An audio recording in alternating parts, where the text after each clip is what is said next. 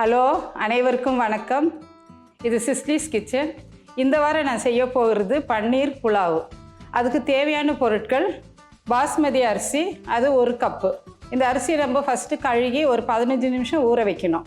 அடுத்தது பன்னீர், 1 கப் பன்னீர்.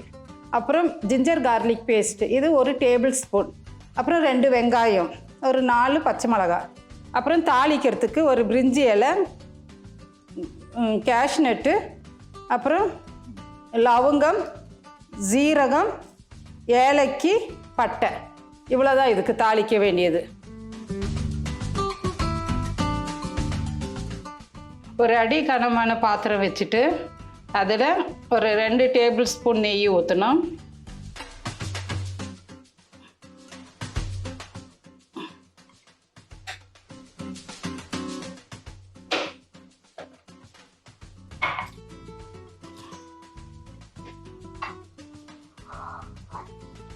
ஃபஸ்ட்டு நம்ம இந்த பன்னீரை ஒன்று ஃப்ரை பண்ணிடலாம்.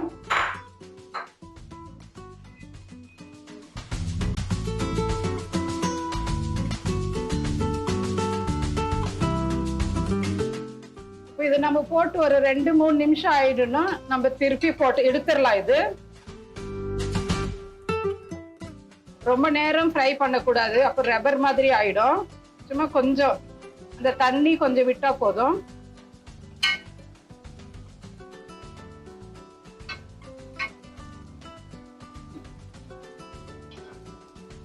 மறுபடியும் ஒரு டேபிள் ஸ்பூன் நெய் விட்டுறலாம். நெய் காயணும். நெய் காஞ்சிடுச்சு. இப்போ இதெல்லாம் போட வேண்டியது. ஜீரகம், பட்டை, லவங்க, ஏலக்கி, கேஷ்நட்டு, பிரிஞ்சி இலை.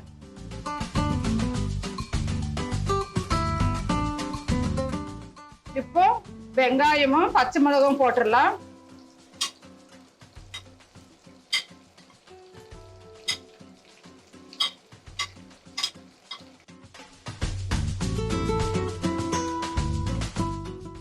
இதுக்கு தேவையான உப்பு இப்பவே போட்டுடலாம்.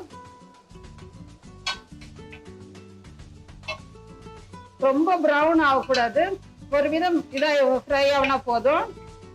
ரொம்ப கலர் இதாயிட்டாக்கா சேஞ்ச் ஆயிடும்.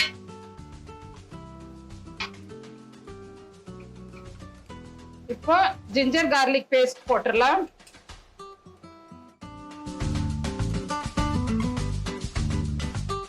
இப்போ நம்ம ஜிஞ்சர் கார்லிக் போட்டோம் இல்லைங்களா, அப்போ அது பச்சை வாடை போயிடுச்சு. நம்ம நல்ல கரெக்ட் தண்ணி, ஒரு கப் அரிசிக்கு 1.5 கப்பு தண்ணி வேணும். அது நான் ஃபர்ஸ்ட் கொதிக்க வச்சிருந்தேன். அந்த தண்ணி இதுல ஊத்திடலாம்.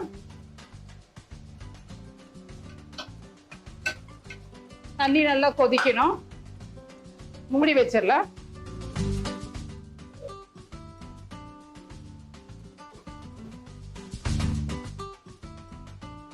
தண்ணி நல்லா கொதிச்சிடுச்சு. இப்ப நம்ம ஊற வச்ச அரிசியை போட்டுடலாம்.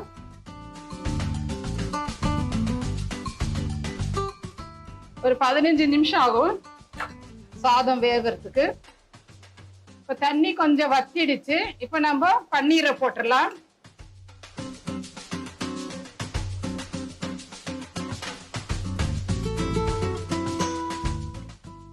தண்ணி ஃபுல்லா வத்திட்டு நம்ம எடுக்கலாம். அது வரைக்கும் வெயிட் பண்ணலாம். சுவையான பன்னீர் புலாவ் தயார். இது கூட நம்ம பச்சை பட்டாணி, ஃப்ரோசன் பட்டாணி போட்டாலும் ரொம்ப நல்லா இருக்கும். அப்புறமா இதுக்கு சைடாக வந்துட்டு நம்ம தயிர் பச்சடி, சிக்கன் கறி, புதினா ஊறுகாய் ஏதாவது வச்சு சாப்பிட்டா ரொம்ப நல்லாயிருக்கும். அடுத்தது உங்களுக்கு ஏதாவது தேவையாக இருந்தால் நீங்கள் கமெண்ட்ஸில் போடுங்க. உங்களுக்கு என்ன தேவையோ, உங்களுக்கு எது செய்யணும்னு ஆசையாக இருந்தால் நீங்கள் கமெண்ட்ஸில் போடுங்க. நான் பார்த்து நான் உங்களுக்கு செஞ்சு காட்டுறேன். நன்றி.